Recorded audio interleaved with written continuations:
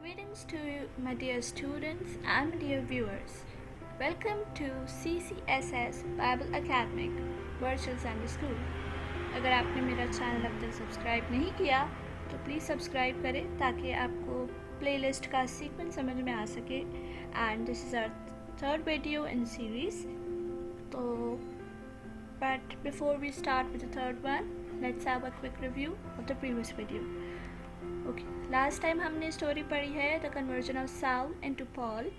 ठीक है, I am going to ask you some questions and you will have 5 seconds to answer it.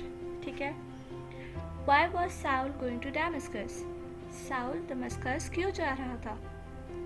5 4 3 2 1. Okay, अगर आपका answer ये है कि वो डेमास्कस इसलिए जा रहा था ताकि जितने भी ताकि जो लोग क्रिश्चियनिटी को स्प्रेड करते हैं उन्हें पकड़कर जेरूसलम ले जाए और उन्हें वहाँ पर जेल में डाल सके ताकि वो खुदा यीशु मसीह के नाम की मुनादी और ना कर सके. ठीक है, अगर आपका आंसर ये है तो you are absolutely right. Okay, what happened to Saul on his way? जब वो रास्ते में जा रहा था तो क्या हो गया? 5 4 3 2 1. ओके, जब वो रास्ते में जा रहा था तो suddenly light from heaven fall upon him. ठीक है, और वो अपने सवारी में से अपने घोड़े में से गिर जाता है और उसको आसमान से एक आवाज़ आती है कि ए साउल तुम मुझे क्यों सताता है? Saul why do you persecute me? और साउल ये नोटिस करता है कि ये आवाज़ तो खुदा की है. तो वो फिर खुदा उसे कहता है कि I will teach you what to do. ठीक है, मैं आपको बताऊंगा कि आपने क्या करना है. और जैसे ही वो उठता है तो वो नोटिस करता है कि वो अंधा हो गया, उसको कुछ नज़र नहीं आ रहा. तो उसको फिर क्या करते हैं, उसके जो लोग होते हैं, उसके साथी होते हैं, उनको भी वो लाइट नज़र आती है पर उनको वो आवाज़ सुनाई नहीं दी होती. तो वो उसे उठाते हैं और उसे कहीं ले जाते हैं. ठीक है. हु हील्ड और रिस्टोर हिज साइट? तो कौन उसकी साइट को ठीक करता है? कौन उसको बनाई वापस दिलवाता है? 5 4 3 2 1. ओके, तो साउल को जो है प्रॉफिट अननियास. ठीक है, अननियास नबी खुदावन के हुक्म से उसे अपनी मर्ज़ी से नहीं देता, खुदावन के हुक्म से उसको बनाई देता है. और वो सवाल करता है खुदा से कि खुदा वो परसिक्यूट करता है, अगर मैं उसके पास जाऊंगा तो वो मुझे भी मार देगा. लेकिन एट लास्ट वो जाता है. 3 days तक साउल जो है ब्लाइंड रहता है, but on the third day और आफ्टर 3 days उसको जो है साइट मिल जाती है. ठीक है. What have we learned from this story? Story से हमने क्या सीखा था कि 5 4 3 2 1. ओके, तो इस स्टोरी से हमने ये सीखा था कि जब खुदा यीशु मसीह हमारी ज़िंदगी में नहीं होता तो हम लोगों को सताते हैं, हम लोगों को मारते हैं, परेशान करते हैं. लेकिन जैसे ही खुदा यीशु मसीह हमारी ज़िंदगी में आ जाता है तो हमारी ज़िंदगी का जितना भी अंधेरा है, जितनी भी बुराइयां हैं, जब हम इसे दिल से कबूल कर लेते हैं तो यकीनन हम उन सारी बुराइयों को छोड़कर उसकी रास्ते में लग जाते हैं. तो अगर आप इस स्टोरी को ज़्यादा डिटेल से समझना चाहते हैं तो सबसे पहले जाके story you will find in the playlist, the second video in the playlist, उसको जाकर देखिए और इसे फॉलो करिए. So let's move on. Words of the day. और जो कुछ तुम ईमान के साथ दुआ में मांगोगे वो सब तुम्हें मिलेगा. मत्ती 21:22 आयत. ठीक है. Matthew 21:22. Whatever you ask with believe you will receive it. ठीक है, क्योंकि इसका मतलब क्या हुआ कि अगर हम सिर्फ दुआ मांगते हैं और अगर हमें कोई भरोसा नहीं है खुदा पे तो हमारे दुआ मांगने का वैसे कोई फ़ायदा नहीं. लेकिन जब हमारा ईमान है कि हम जो मांग रहे हैं खुदा उससे ज़रूर देगा, सही वक्त पर देगा, तो यकीनन हम वो चीज़ रिसीव करेंगे. So this is the words of the day. I want you all to repeat with me. और जो कुछ तुम ईमान के साथ मांगोगे, सॉरी, दुआ में मांगोगे वो सब तुम्हें मिलेगा। मत्ती 21:22 आयत। ठीक है, और जो कुछ तुम ईमान के साथ दुआ में मांगोगे वो सब तुम्हें मिलेगा। मत्ती 21:22 आयत। फिर से, और जो कुछ तुम ईमान के साथ दुआ में मांगोगे वो सब तुम्हें मिलेगा। मत्ती 21:22 आयत। ठीक है, अगर आपको ये आयत नहीं लर्न हुई तो stop the video and learn it, और जब आपको लर्न हो जाएगी तो प्ले करके आप आगे मूव करेंगे। Daniel friends fire miracle. So this is a topic for our day. Daniel और उसके दोस्त और the fire miracle. Okay. सबसे पहले हमें थोड़ा सा बैकग्राउंड क्लियर करना पड़ेगा कि एक्चुअल में क्या हुआ था। थोड़ी सी बैकग्राउंड स्टोरी लेंगे। ठीक है। Daniel and his friends were Jews living in Jerusalem. Daniel और उसके 3 दोस्त यहूदी थे और वो यरूशलेम में रहते थे। क्या थे वो? जूस थे और यरूशलेम में रहते थे। King Nebuchadnezzar, the king of Babylonia, captured the city. King Nebuchadnezzar, जो कि एक बेबीलोन का किंग था, ठीक है, उसने यरूशलेम को कैप्चर कर लिया था।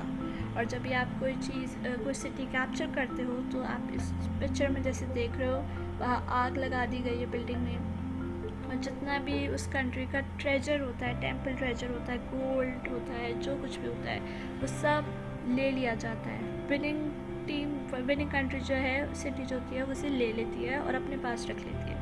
बिल्कुल इसी तरह उसने भी टेम्पल ट्रेजर ले लिया सारा, और वहाँ से कुछ मैन सेलेक्ट ले गया एज कैप्टिव्स, यानी कुछ लोगों को वो ले गया ताकि बहुत से जूस थे, ठीक है, कुछ जूस को वो ले गया ताकि उसको सर्व कर सके। कैप्टिव्स यानी एज ए प्रिजनर्स कह सकते हो, या गुलामी के लिए उन्हें ले गया था, ये कह सकते हो। ठीक है। The king wanted some young men from the captives who had wisdom, knowledge and understanding. अब जो किंग था वो चाहता था कि जितने भी कैप्टिव्स हैं उनमें से कुछ लोग सेलेक्ट किए जाए, ताकि जिनमें नॉलेज हो, अंडरस्टैंडिंग हो, विजडम हो, ताकि वो मुझे सर्व कर सके। और उसका प्लान था कि वो 3 इयर्स तक उन्हें ट्रेनिंग देगा और उसके बाद वो उसकी मिनिस्ट्री में उसका पार्ट हो जाएंगे। तो क्या होता है, जब जूस आ जाते हैं, बेबीलोन पहुंच जाते हैं, एज माइग्रेशन या किसी तरह नहीं पहुंचते, वो एज अ गुलामी करने के लिए एज अ कैप्टिव वहाँ पर जाते हैं। ठीक है, उठा कर लेकर जाया जाता है उन्हें। तो जब वहाँ चले जाते हैं, एज पर किंग ऑर्डर ऐसे मैन सेलेक्ट किए जाते हैं जिनमें विजडम, अंडरस्टैंडिंग और नॉलेज हो। तो फ्रॉम एज पर ऑर्डर ऐसा ही किया जाता है, और as a result Daniel and his 3 friends were selected, यानी दानियल और उसके 3 दोस्त सेलेक्ट हो जाते हैं on the basis of all this requirements, जिनके पास विजडम हो, नॉलेज और अंडरस्टैंडिंग हो। तो इस बेसिस पर दानियल और उसके फ्रेंड्स सेलेक्ट हो जाते हैं। ठीक है, अब होता क्या है, क्योंकि दे हैड विजडम, तो जितने भी मिनिस्ट्री में लोग होते हैं उनको बहुत दे फेल्ट जेलस। ठीक है, वो कहते हैं कि भाई ये तो जूस हैं, ये कैसे कर सकते हैं सर्व, हम इतने टाइम से सर्व कर रहे हैं, तो हमें एक अच्छी पोस्ट चाहिए। किंग उन्हें डायरेक्ट पोस्ट दे रहा है, तो उनके दिल में एक जेलस फैक्टर आ जाता है। ठीक है, तो क्या होता है कि वो उन्हें पता होता है कि जूस है, और जूस जो है कभी आइडल वर्शिपिंग तो करते नहीं, तो वो क्या कहते हैं कि हम एक प्लान करते हैं, एक प्लॉट करते हैं कि हम किंग को बोलते हैं कि हमें एक गोल्ड स्टैचू बना के दे, और ताकि हम उसकी वर्शिप कर सकें। और उन्हें ये बात अच्छी तरीके से पता है कि जूस तो आइडल वर्शिपिंग करते ही नहीं। तो फिर क्या करते हैं, ये लोग जाते हैं और बोलते हैं किंग को कि हमें एक गोल्ड स्टैचू बना के दो ताकि हम उससे वर्शिप कर सकें। तो किंग को उसका आइडिया अच्छा लगता है। किंग को उनका प्लॉट नहीं पता, किंग को वो सिर्फ आइडिया देते हैं, अपना व्यू देते हैं कि हमें एक गोल्ड स्टैचू चाहिए। ठीक है, क्या होता है, किंग उनकी बात को सुनता है और उनके लिए एक गोल्ड स्टैचू बनवाने का ऑर्डर दे देता है।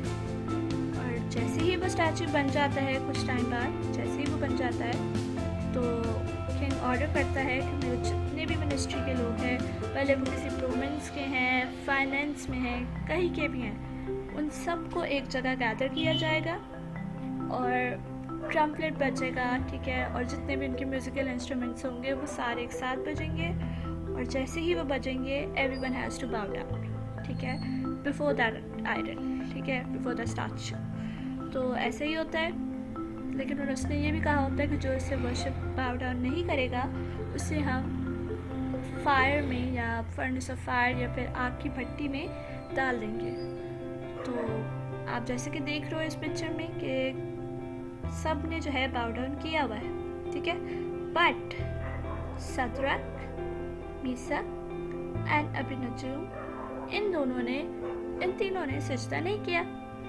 तो क्योंकि जिन्होंने प्लॉट किया होता है उन्हें तो पता होता है कि इन्होंने सजदा नहीं किया, तो वो क्या करते हैं, वो जाते हैं किंग के पास, किंग को बोलते हैं कि आपने कहा था कि सब ने इसे बाव करना है, लेकिन हमने देखा कि सदरक, मीशक और अबेदनगो ने वह बाव डाउन नहीं किया। तो किंग को बहुत गुस्सा आता है कि ये क्या बात हुई, मैंने तो कहा था कि जो नहीं करेगा उससे आग की भट्टी में डाल दिया जाएगा, और वो तो तीनों ही विजडम की वजह से और उसकी वजह से पसंद किए जाते थे। तो क्या हुआ कि उन्हें एक किंग जो है उन्हें एक चांस देता है, they got a chance to rebow. King उन्हें कहता है कि आपको अब फिर से टेम्पलेट बचेगा, आपने क्या करना है, आपने फिर से बाव करना है, ठीक है, आपने पहले बाव नहीं किया, चलो कोई बात नहीं, एक और चांस दे देते हैं। तो क्या होता है, वो आगे से बोलते हैं कि नहीं, हम इसे बाव नहीं करेंगे। क्यों नहीं करेंगे, वो कहते हैं कि तो उसने कहा अगर आप नहीं करोगे तो आपको हम फायर में डाल देंगे, मतलब आपको आग की भट्टी में डाल देंगे। तो उनको कोई डर नहीं होता इस डर में कि अगर हम आग की भट्टी में चले जाएंगे या किसी बात को उन्हें डर नहीं होता। वो कहते हैं कि हम इसे बाव डाउन नहीं करेंगे, हमारा खुदा हमें बचा लेगा, अगर तो हमें आग की भट्टी में भी डालेगा तो हमारा खुदा हमें बचा लेगा और हमें कुछ नहीं होगा, अगर वो हमें नहीं भी बचाता तो भी हम इसे सजदा नहीं करेंगे, और हम जो है हमें कोई मसला नहीं है कि हम अगर अगर हम ऐसे हमारी मौत ऐसे हो भी जाएगी तो हमें कोई मसला नहीं है, लेकिन हम अपने लॉ को नहीं तोड़ेंगे, ठीक है, इतना फर्म फेथ, आप ये देखो। ओके, तो फिर क्या होता है, किंग को बहुत गुस्सा आता है, किंग बोलता है, किंग को इतना गुस्सा आता है कि वो ऑर्डर कर देता है you seeing in this picture कि अब आपने जो फायर है 7 टाइम्स ज़्यादा लगा दी है, मतलब नॉर्मली जो थी उसे 7 टाइम्स ज़्यादा होनी चाहिए, ताकि ये लोग जो हैं जल जाए, मर जाएं, और ताकि वो इस डर से हमारे आइडल को शायद वर्शिप करते हैं, लेकिन उनको कोई डर नहीं होता, दे वर फेयरलेस, ठीक है। अब क्या होता है, जैसे ही फायर बढ़ गई तो वो जिन्होंने फायर यानी जो लगा रहे थे वो क्या करते हैं, वो शील्ड वगैरह पहन कर, पूरा प्रॉपर ड्रेस पहन कर, ताकि उन्हें फायर न लग जाए, वो इतनी ज़्यादा हैवी थी तो उनके लिए भी उतना ही डेंजर था ज़ाहिर है। तो क्या होता है, वो प्रॉपर ड्रेस पहन कर, हेलमेट लगा कर और इस तरह आते हैं और फायर लगा जाते हैं, बट स्टिल उनके हाथ भी जलते हैं, उनके कपड़ों पे भी थोड़ा बहुत मार्क्स आ जाते हैं, ठीक है। अब क्या होता है, उनको अंदर डाल दिया जाता है द मेडिकल, अब वो तीनों को टाई करके अंदर डाल दिया जाता है फायर में। फिर कुछ देर बाद किंग नोटिस करता है, the king found 4 people inside the furnace, के अंदर 4 हैं, क्या मतलब, डाला तो हमने 3 को था। तो वो थोड़ा परेशान हो जाता है, फिर बोलता है they were untied walking in the furnace and praising God, कि उनको तो हमने बांध कर फेंका था, वो अनटाइड है, ठीक है, उनमें कोई रस्सियाँ नहीं बंधी हुई, वो फर्नेस में आराम से, आग की भट्टी में आराम से चल फिर रहे हैं, खुदा की तमजीद कर रहे हैं, ये क्या हो रहा है, ठीक है। तो वो नोटिस करता है कि जो 4th मैन है he looks like an angel, ये कोई फरिश्ता है। तो क्या होता है कि इनको ये बात काफ़ी शॉकिंग लगती है, वो बोलता है कि इनको बाहर निकालो, इन तीनों को बाहर निकालो। जब वो निकालता है तो वो नोटिस करता है कि उनकी बॉडी में एक भी बर्न मार्क नहीं है, कोई भी उनकी बॉडी में जलन का निशान नहीं, उनके कपड़े भी बिल्कुल नॉर्मल जैसे उनको डाला गया था बिल्कुल वैसे ही हैं, कुछ उनके कपड़े भी नहीं जले, उनके बाल तक नहीं जले, और वो इतनी कंफर्ट के साथ फायर में, ऐसा कैसे हो सकता है? ये बहुत ही इम्पॉसिबल सी बात है। तो फिर पता चलता है कि ये फोर्थ मैन जो था वो एंजल ऑफ गॉड ही था, जिसने उन्हें प्रोटेक्ट किया, ठीक है। और उसको ये बात इतनी पसंद आती है कि यकीनन हमारा आइडल इतना स्ट्रॉन्ग, इतना पावरफुल नहीं है, और इनके खुदा ने इनको बचाया। इनका ईमान इतना था कि इनका खुदा इन्हें बचाएगा, और यकीनन उनका खुदा ने बचाया भी है। तो ही वॉज वेरी इम्प्रेस्ड, ठीक है। तो आउटकम क्या निकलता है? The king started praising the God of Daniel.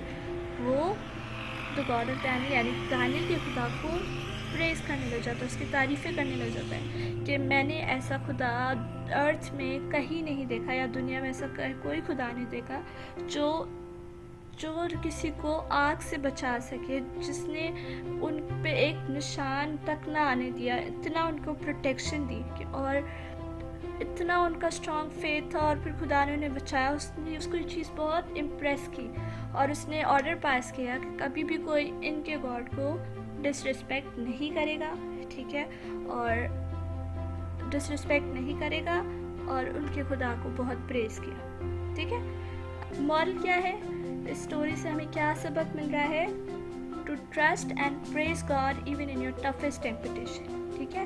आप अपनी आजमाइश में, अपने बुरे दिनों में भी खुदा को याद रखो, उस पर भरोसा रखो, और उसे प्रेज करो, ठीक है, उसकी तारीफ़ करो, उसे तमजीद करो, भले कितनी भी मुश्किल टेम्पटेशन क्यों ना हो, ठीक है। अगर आप अपने आप को सिचुएशन में डालो, अगर आप किसी मुश्किल में होते हो तो आप क्या करते? क्या आप इस कंडीशन में होते तो आप क्या करते? क्या आप आइडल वर्शिप कर जाते?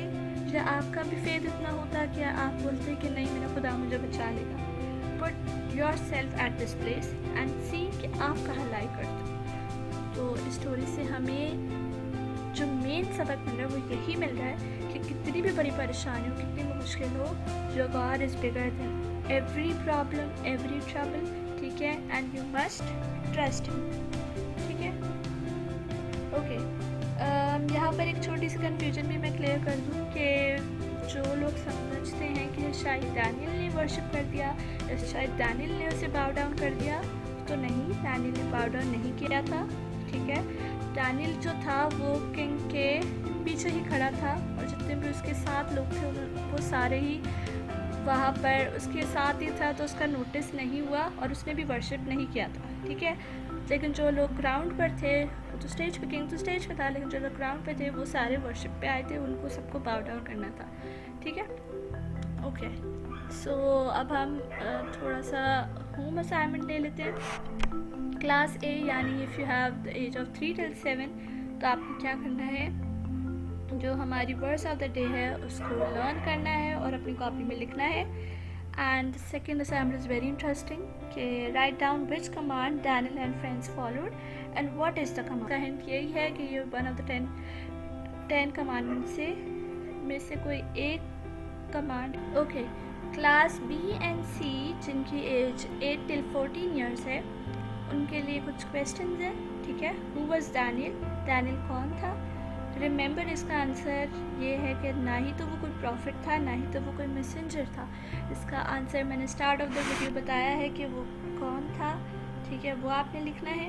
And right the names of Daniel and friends old and new, यानी डैनियल और उसके 3 दोस्तों के नाम तो आपको स्टोरी में पता चल गए हैं, सदक में से कहना भी रजूम। इनका एक ओल्ड नेम भी था, ये नेम इनका चेंज नेम है, ठीक है। डैनियल का पहले नाम था बिरशबा, और इसी तरह उसके 3 दोस्तों का भी कोई और नाम था। तो आपने पहले उनका ओल्ड नेम लिखना है, लाइन बनानी है, और ओल्ड नेम के साथ उनका न्यू नेम लिखना है, किसका ओल्ड नेम क्या था और न्यू नेम क्या था, ये लिखना है अपनी कॉपी में, ठीक है। Write down the lesson you have learned, आपने स्टोरी से क्या सीखा, ठीक है, वो लिखना है। हमने स्टोरी से ये सीखा है कि हमारी जितनी भी बड़ी आजमाइश हो, God is bigger than our temptation and he will, we should put our trust on him, ठीक है, हमें उस पर भरोसा रखना है, और we should keep on praising him, ठीक है। Suggest a suitable title for this moral.